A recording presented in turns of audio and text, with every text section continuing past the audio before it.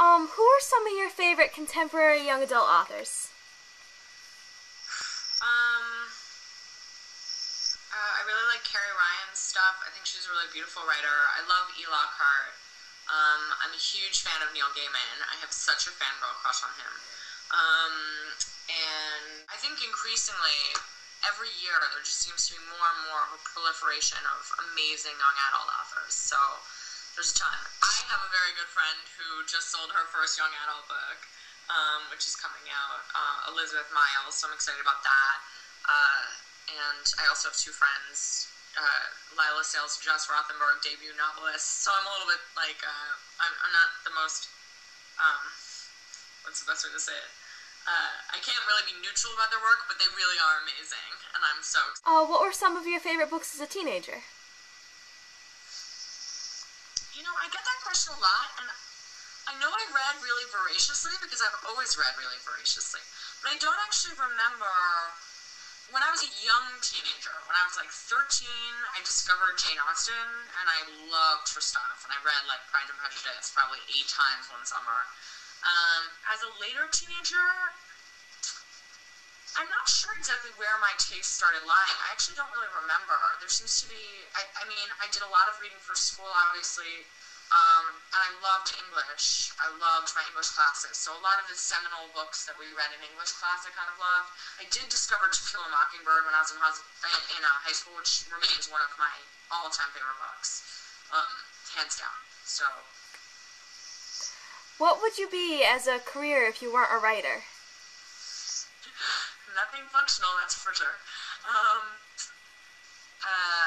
If I could, like, practicality aside, I mean, a backup dancer, maybe? A pop star. I've always loved performance and artsy things, so you know, in an ideal world, I'd be like a fly girl for a pop star or something like that, but or a rap or Lil Wayne. But practically speaking, I'm not really good at that much else. I probably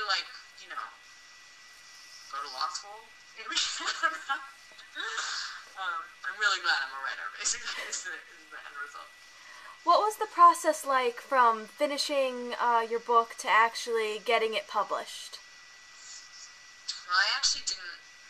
I had a slightly different way of getting published. I actually sold my book to Harper on proposal, which means that it was not actually fully written. I had 60 pages and a full outline completed. And so I actually finished writing the book after it had been bought by Wow. Harper. Yeah, so it was actually, that part of the experience really was kind of a fairy tale for me. I mean, the book, I had finished the proposal, my agent loved it, he sent it out almost right away, and it was bought within 3 days. So I really did have kind of a fairy tale experience. That said, you know, I had actually finished 2 other novels before I sold Before I Fall when I was 25. But I had finished 2 novels before then, one of which was I spent 3 years on, one of which I spent a year and a half on, and neither of them were ever published. So I do feel like I cut my teeth a little bit in the publishing world in terms of disappointments and rejections before this experience. What was the experience of getting an agent like? Because you said that your agent sent out the book that was eventually picked up. I mean, I think getting an agent, I say this to every writer, I think having a good agent is like the number one thing you can do for your career and yourself. It's critical. There was only one person that I wanted to agent me, Stephen Barbara, who I had actually gone to college with. We weren't friends in college. She was several years older than I was.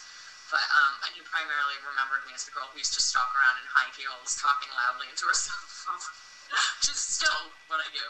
But I was working at the time as an editorial assistant at Penguin, and I think a lot of people who end up going into publishing are also aspiring writers, because it's a great place to make contacts. So I'd seen him out at industry events and stuff, and I basically cornered him at one of these parties and was like, I am about to pitch you a book right now.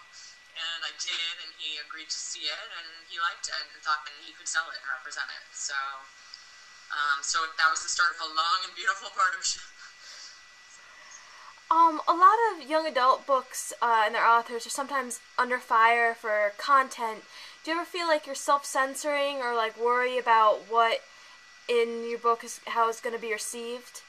I mean, I do get some criticisms. I've had criticisms before I follow for the quantity of drinking and for, the fact that they talk about sex. But I only get criticisms like that from parents. I never get criticisms from teens or people who work in schools. I'm still fairly young. I remember high school very well. There are certainly people in high school who don't drink or do drugs or have sex. There are many of them. I just wasn't friends with any of them in high school. And there are certainly a lot of people who do. And there's a kind of all of that stuff. I mean, I don't worry about it because I'm interested in making something that's truthfully representative of the high school world. And if that gets criticized, then it gets criticized. I always feel about that kind of censorship, though, that it's the equivalent of, if you've ever played hide and go seek with a really small child, and the small child will just cover their eyes, and they think that because they're covering their eyes, it doesn't exist, they don't exist anymore. And to me, it's the same thing with content issues. Just because you go like this doesn't mean that the content disappears. You know what I mean? It doesn't mean that it's not happening in a real way in the world. So I would rather not cover my eyes and not cover other people's eyes, Yeah, that makes sense. What drew you? I mean, you said that you're good at being a writer. That's it's really the career you saw yourself as. Well, it's a bad thing to do. I don't think I'm good at it necessarily. What drew you to the genre of young adult writing as opposed to adult fiction? Well, I don't think it was a conscious decision. I had been writing adult fiction for a while, and I'm sure that at some point in my life I will return to writing adult books. Just like I've also started writing middle grade books now, and someday I might try to write a screenplay. I mean, I'm really interested in expanding and broadening my horizons. I would love to do an adult book someday. I don't have any adult book ideas right now. I had an idea for a book. I was working in a young adult division, so I was reading a lot of young adult works, and I think that influences what you're doing, definitely. So I had an idea for a girl, and she was 17, and it was set in a high school world, and it just seemed, like it would be categorized as young adult for those reasons. Although, in some places in the world it's been published as adult and blah, blah, blah, and there's certainly a lot of adults who read it. I don't have an attachment one way or the other to specific kind of demographics, you know what I mean? Someday if I have an idea for a book that features a 35-year-old woman or man or whatever, I'll write that one and get it published as an adult book. But until then, I'm very happy doing what I'm doing. Also, I have to say, writing for teens is, so much better because the fan mail you get is so much cuter. Like, when you're an adult writer, you get, oh, I wasn't sure how the symbolism functioned and blah, blah, blah. And, I get emails that are like, you're the best person ever! So it's a lot more gratifying.